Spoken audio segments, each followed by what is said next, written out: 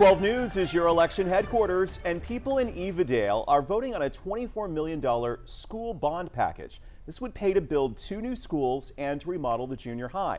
You know, the 3 campuses are actually connected. Good evening, everybody. The elementary, the junior high, and the high school, they were all built before 1976. Now, we know this bond would ultimately raise property taxes for folks living in the area. 12 News reporter Kayla Shote spoke with the superintendent of Evadale today to find out exactly how your tax dollars would be invested.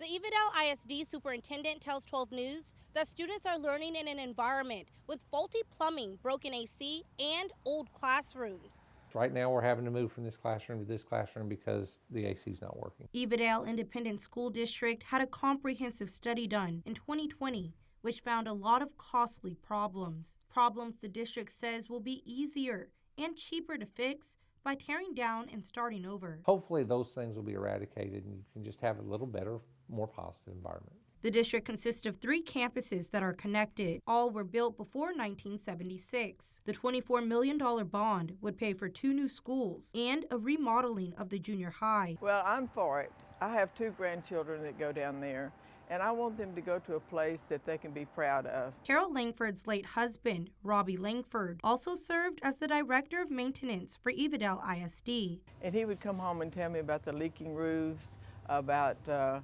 sewer problems and the toilets not working and electrical problems and the air conditioning problems. There's just a lot of problems because the school is old, and I think our kids deserve better. She supports the bond despite the property tax increase to fund this bond. For our INS total would be right at 44.5 cents or 45 cents. So for a total tax rate of about 126, 127 when we're all said and done. Meanwhile, Juliana Avila, who homeschools her kids, says she's voting against the bond. Yeah, they want to increase it. I know, not with the rising cost of everything.